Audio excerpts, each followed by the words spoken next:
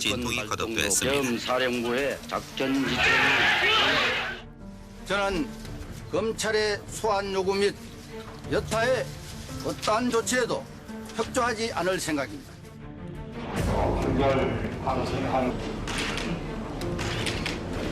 발포 명령 부인합니까? 예. 광주 시민들한테 사과할 생각 없으세요? 사과할 생각 없으십니까?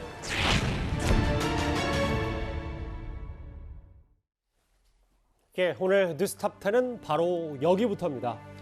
1위와 3위입니다. 향년 90세입니다. 전두환 전 대통령이 오늘 아침 8시 45분 서울 연희동 자택에서 지병으로 사망을 했습니다.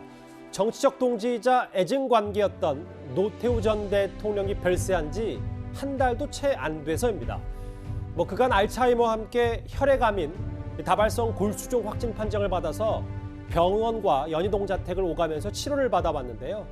오늘 온전에 있었던 전두환 전 대통령 측의 발표부터 먼저 들어보겠습니다.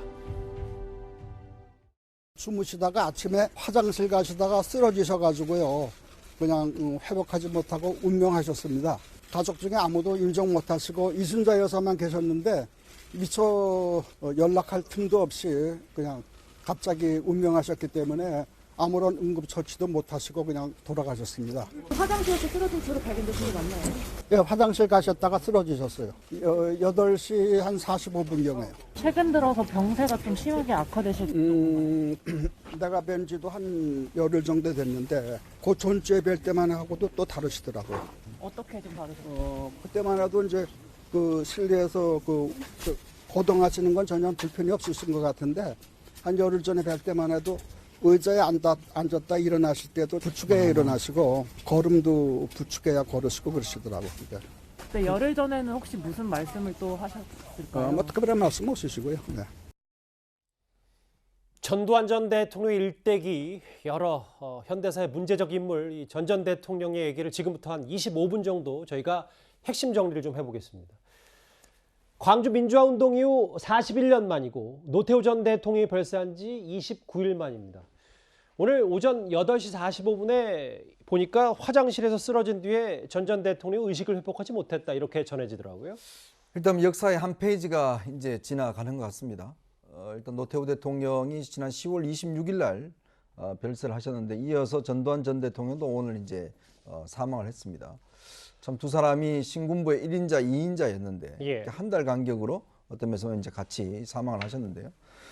특히 이제 전두환 전 대통령 같은 경우는 최근에도 이 회고록에 조비오 신부와 관련해서 이제 이 사격이 없었다. 이 문제를 가지고 조비오 신부에 대한 이제 사자 명예훼손 이 재판이 진행이 돼 있었습니다. 광주지법에서 있었는데 이제 그때 본인이 혈액암을 앓고 있다는 사실이 이제 공개가 됐고 그러니까 재판을 어떤 면에서 보면 계속하기 힘들다 이런 사실들이 이야기됐어요. 그러니까 지금 보면 혈액암과 이제 이 다발성 골수종 이거와 함께 알츠하이머를 이제 앓고 있어서 똑같은 말을 계속 이제 반복한다. 이런 이야기들이 아마 이제 만나신 분들한테서 이야기 나왔었는데 아마 본인이 이제 그 계속적인 치료를 거부를 했다는 걸 듣고 있습니다.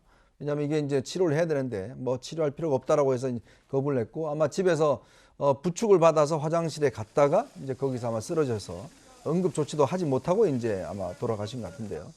어쨌거나 여러 가지 지금 재판도 진행 중이고 또 이 5.18 문제에 대한 여러 가지 아직까지 이제 해결되지 않는 문제들이 많은 상황에서 노태우, 전두환 두 전직 대통령의 사망은 참 우리 역사에서 이제 하나의 점을 찍는 그런 기분이 아닌가 싶습니다. 지금 보시는 화면이 가장 최근에 조금 전에 봤던 화면이죠. 공식석상의 모습을 드러냈던 전두환 전 대통령의 모습이고요. 지금 잠시 지나갔던 화면 다시 한번 부탁드려도 될까요? 여기가 지금 오후에 전 대통령 빈소가 마련된 신촌 세바나스 병원입니다. 이제 취재진도 모일 테고 하지만 이따가도 저희가 잠시 뒤에 짚어보겠지만 정치권에서도 대체적으로 조문을 하지 않겠다는 반응이 많아서 오늘 빈소에 누가 이제 몇 면을 들어갈지도 좀 관심사인데요. 일단 빈소가 마련된 오늘 오후에 빈소가 마련된 신촌 세브란스 병원의 모습도 함께 만나보고 계십니다. 전두환 전 대통령이 숨진 오늘은 공교롭게도 전 대통령과 부인 이순자 씨가 백담사로 사실상 유배를 떠나던 그날이었습니다. 저는 지금 말할 수 없이 참담한 심정으로 여러분 앞에 섰습니다. 지난 9개월 동안을 피나는 반성과 뼈아픈 이웃짐 속에서 지냈습니다.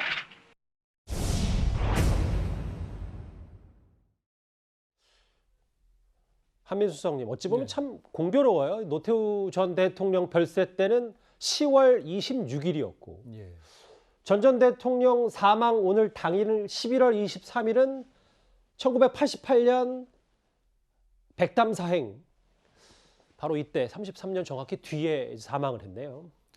또 따져보니까 공교롭게도 날짜가 같습니다. 11월 23일 월일이 같은데요.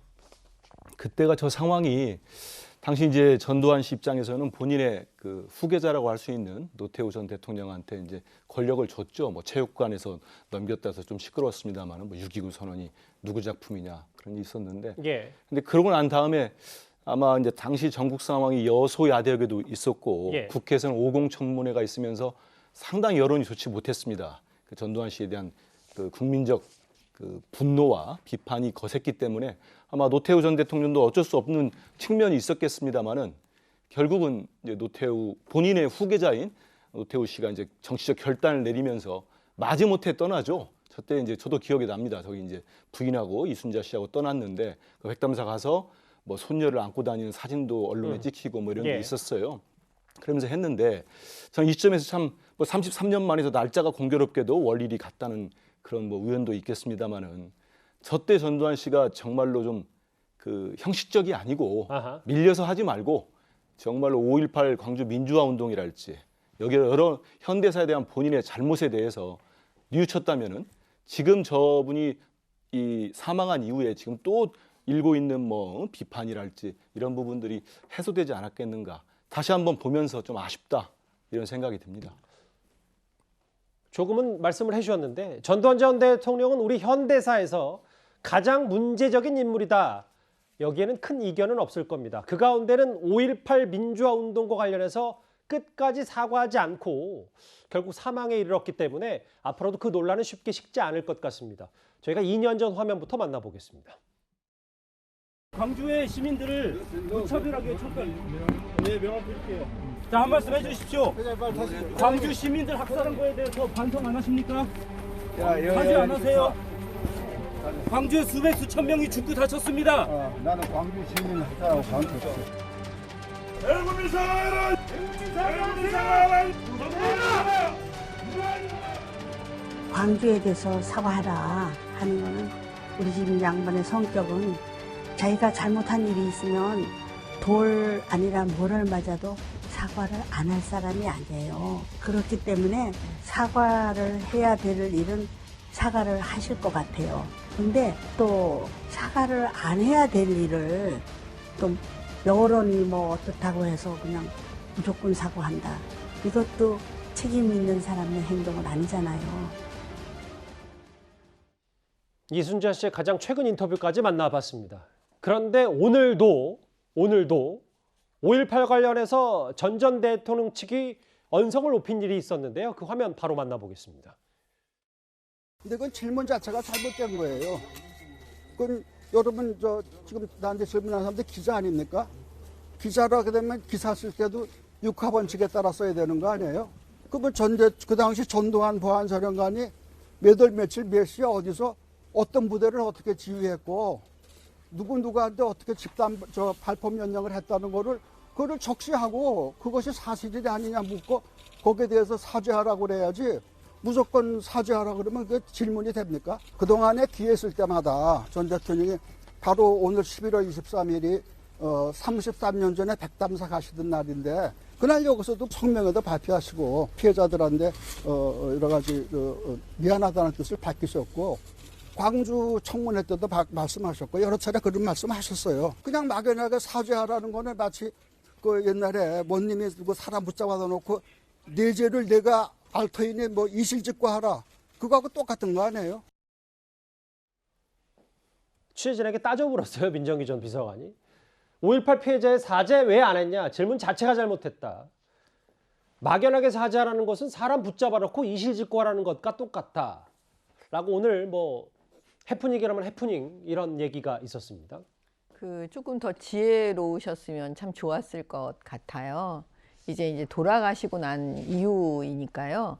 그 하시고 싶은 얘기도 어떻게 보면 더 묵언하면서 말씀 안 하시면서 있으셨으면 국민들 보시기에 좋지 않았을까. 그다음에 지금 국민의힘은 그 어찌됐든 그 선거를 지금 대선을 앞두고 그 굉장히 마음을 졸이면서 조심조심하고 있는데 예. 저렇게 말씀하시는 게 과연 개인적으로는 속이 뭐 시원하실 수 있겠지만 어떻게 보면 지금은 그래도 과거에 공직에 계셨으니까 국민들을 좀 생각하고 그다음에 지금 나라 걱정을 하면서 좀 더 참으셨으면 좋았을 뻔했다. 좀 너무 안타깝습니다, 사실. 예.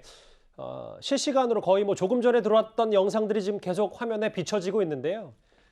운구 절차죠. 그러니까 연희동 전두환 전 대통령 자택에서 빈소가 마련된 신촌 세브란스 병원까지 이송되는 모습, 옮겨지는 모습까지 화면으로 좀 만나봤습니다. 5.18 사과 질문에 또 한 번 메시지가 있는데요. 민정기 전 비서관의 얘기 뭐 이런 얘기도 있더라고요. 발포 명령이라는 건 없었고 보안사령관이 발포 명령을 했다는 것도 말이 안 된다. 사죄의 뜻을 밝힌 건 이 대통령 이후 광주 사태라고 표현을 했습니다. 5.18 민주화 운동의 상처를 치유하기 위한 조치다. 발포 명령했다고 사죄하는 게 아니다. 이게 사실 29일 전에 별세한 노태우 전 대통령은 이후에 유족들을 통해서 광주에 대한 사과 메시지를 전하기도 했었잖아요. 네, 그리고 정부에서도 조의를 표하고 국가장으로 장례 절차가 엄수가 되었죠. 김부겸 국무총리가 이 장례 절차를 진행한 것으로 우리가 다 지켜봤었고요. 그 당시에 이제 뭐 역사적 공과에 대한 평가가 물론 뒤따랐습니다만 노태우 전 대통령을 추모하는 데 있어서 여야 정치인들이 마음에 부담을 크게 느끼지 않았었던 것 같습니다. 거기에 대해서는 지금 이 화면에 나오고 있는 노태우 전 대통령의 아들인 노재원 변호사가 계속해서 이 5.18 민주모욕을 찾고 또 광주 시민분들에게 진심 어린 사과의 메시지를 대신 전해왔던 게 큰 몫을 했던 것 같습니다. 예. 그리고 노재원 변호사 일화로 기억나는 게 단순히 또 이 5.18 민주모욕만 참배한 것이 아니라 그 당시에 이 5.18 민주화 운동의 진실을 다룬 연극을 또 관람했던 일화가 제가 기억이 나는데요. 그러한 어떤 연극을 지켜보면서 일부 관객들에게 비난을 받기도 했지만 고개를 숙이고 좀 진정성 있게 사과하는 모습을 계속 보여줬었거든요. 노태우 전 대통령이 건강 문제로 동반하지 못했지만 사실상 노태우 전 대통령의 사과다 이렇게 좀 인식이 되었던 측면이 있기 때문에 예. 이 전두환 전 대통령 측에서도 이 노재원 변호사가 보여줬던 것과 같은 좀 국민 통합을 위해서 지나간 역사의 상처를 봉합하기 위해서 진정성 있는 사과의 메시지를 마지막 순간에 조금 내보냈다면 뭐 그렇다고 하더라도 국가장이나 이런 절차가 바뀌지는 않았겠습니다만 국민 통합이라는 측면에서 조금 더 기여할 수 있지 않았을까 하는 그런 아쉬움은 좀 비교가 되면서 남는 것 같습니다. 예. 5월 단체에서도 메시지를 내놨습니다. 전두환 죽음으로 5.18의 진실을 묻을 수 없다. 뭐 꽤 역겨운 삶을 살았다. 폄훼함에 역겨운 삶을 살았다. 원색적인 비난도 함께 했는데요. 역사 정의를 바로 세워나갈 것이다. 이런 전 대통령 사망 이후의 메시지까지 5월 단체 메시지도 들어봤습니다. 예, 한민수 소장님. 그 점은 좀 전에 말씀도 나왔습니다. 민정기 전 비서관처럼 저렇게 얘기하는 건 특히 광주 시민들이나 많은 국민들한테 상처가 남아있는 분들한테 그 또다시 그거를 부추기거나 더 아프게 하는 일이라고 생각합니다. 참 안타까운 게 그 일개 보안사령관이라고 저렇게 주장을 하는데 그러지 않지 않습니까? 12.12 쿠데타를 일으킨 이후로 전두환 씨는 명실상부한 신군부의 최고 책임자였죠.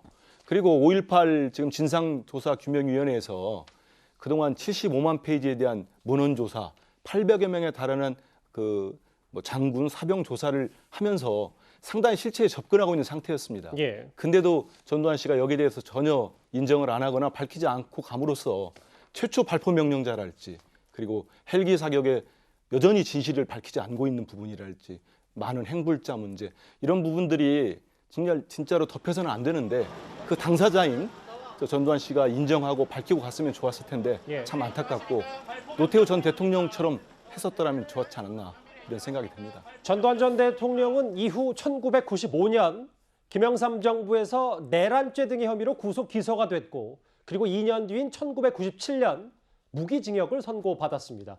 굵직한 변곡점들을 저희가 짧게 화면으로 보아봤습니다. 자위권 활동도 겸 사령부의 작전 지침이 저는 검찰의 소환 요구 및 여타의 어떠한 조치에도 협조하지 않을 생각입니다. 여러분들은 교도소 가지 마시오. 그러고만 내가 얘기하고 싶습니다. 예, 90년대 목소리입니다. 그리고 또 하나가 있습니다. 2천억 원이 넘는 추징금 가운데 약 1,000억 원 가까이를 내지 않은 전두환 전 대통령입니다. 전 대통령의 아들 재국 씨는 과거에 이에 대해서 사죄를 하기도 했었는데요. 반면 본인은 모르쇠로 일관했습니다. 추징금 환수 문제와 관련하여 그간 국민 여러분께 심려를 끼쳐드린 데 대해 저희 가족 모두를 대표해서 머리 숙여 사죄드립니다. 저희 부처는 진작 저희들이 할 수 있는 한 당국의 조치에 최대한 협조하라는 말씀을 하셨고 저희들도 그 뜻에 부응하고자 하였으나 저희의 부족함과 현실적인 난관에 부딪혀서 해결이 늦어진 데 대해서 대단히 송구스럽게 생각합니다. 앞으로 저희 가족 모두는 추징금 완납시까지 당국의 환수 절차가 순조롭게 마무리될 수 있도록 최대한 협력할 것이며 추가 조사에도 성실하게 임하겠습니다. 1,000억 원 넘는 추징금 아직 검찰에 납부 안 하셨잖아요. 그리고 벌써 수년째 서대문구 고액세납자 1위신데 세금 언제 내실 겁니까? 말씀해 주십시오. 그리고 숫자를 좀 구체적으로 좀 볼까요? 2,205억 원의 추징금 가운데 956억, 거의 절반 가까이를 내지 않았습니다. 이게 집행이 쉽지 않았나 봅니다. 그러니까 전두환 전 대통령에 대한 이제 원래 그 1심에서는 사형이 선고됐고요. 나중에 대법원에서는 이제 무기징역이 이제 확정이 됐으면서 당시에 추징금으로 2,205억 원이 일단 그 선고됐습니다. 아무리 사면 복권을 받더라도 이 추징금은 그냥 남습니다. 예. 이거는 이제 해야 되는데 그동안 여러 가지 재산에 대한 이제 추징 절차가 있어 왔는데 특히 2019년도에 전두환 추징법이라 해서 그 추징법이 다시 이제 만들어졌죠. 그때 법은 보면 일단 이 추징 시한을 10년으로 잡고 있습니다. 근데 이 10년 동안 1원이라도 예를 들어서 새로운 재산을 찾아내면 자동적으로 10년 동안 이 공소시효가 연장이 되게 돼 있습니다. 그래서 지금이라도 계속 지금 당국에서 전두환 전 대통령에 대한 이제 재산을 지금 추징을 하고 있는데요. 그때 당시만 하더라도 전재국 씨가 가지고 있던 여러 가지 뭐 파주에 있는 뭐 여러 카페라든지 이런 것들이 다 새롭게 추징이 됐고 또 그림이라든지 이런 것들이 다 압류 조치가 됐지 않습니까? 그렇지만 여전히 아직까지 이제 이 956억이 남아 있고, 그러니까 이 전두환 전 대통령이 사망함으로 해서 일단 상속을 포기할 경우에, 그러니까 지금 자녀들이 상속을 포기할 경우는 사실 추징금 추징하기가 굉장히 어렵습니다. 근데 이제 앞으로 사실은 이 전 대통령이 실제 어떤 숨겨놓은 재산들이 여러 가지 있다라는 뭐 이야기들이 있고, 이거를 지금 여전히 이 검찰 당국이 추적을 하고 있거든요. 은닉 재산이 있다는 얘기가 그렇죠. 있습니다. 이제 그럴 경우는 이건 아마 추징할 수 있을 겁니다. 그렇지만 일단 가족들이 가지고 있는 공식 재산 같은 경우는 일단 이 상속을 포기할 경우에 일단 더 이상은 아마 추징하기는 어려울 것 같습니다. 검찰 쪽의 얘기도 추가 환수 여부 등에서는 단정하기 어려운 부분이 있어서 관련 법리 검토를 진행 중이다. 그러니까 유족과 상관없이 추징금은 또 별개의 문제이기 때문에 이 부분 그럼 앞으로 추징금 환수가 쉽지는 않겠네요. 전반적으로 봤을 땐. 그렇죠. 왜냐하면 추징금은 상속 대상이 되지 않아요. 자동적으로 상속이 되지 않습니다. 그렇기 때문에 그 이제 돌아가시고 나면 제가 볼 때는 저거는 좀 어려워질 것 같아요. 근데 이제 이런 경우는 있습니다. 세금을 납부하지 않고 돌아가시는 경우에는 예. 그 부분은 상속이 됩니다. 그래서 일단은 그 가족들이 그거를 대신해서 납부할 의무가 있는데요.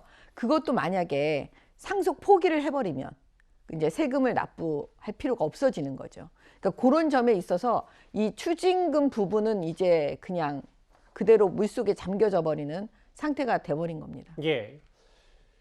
전직 대통령의 사망 소식, 정치권의 반응도 한번 살펴봐야 할 것 같습니다. 대체적으로는 신중한 분위기인데요. 이재명 후보와 윤석열 후보의 목소리 각각 들어보겠습니다. 이 전두환 씨는 명백하게 확인된 것처럼 내란 학살 사건 주범입니다. 그런데 최하 수백 명의 사람을 살상했던 자신의 사적 욕망을 위해서 국가 권력을 찬탈했던 이 결코 용서받을 수 없는 범죄에 대해서 마지막 순간까지도 국민께 반성하고 사과하지 않았습니다. 현재 상태로는 아직 조문 생각을 하지 않고 있습니다. 일단 돌아가신 분에 대해서는 삼가 조의를 표하고 유족에게 위로의 말씀을 드립니다.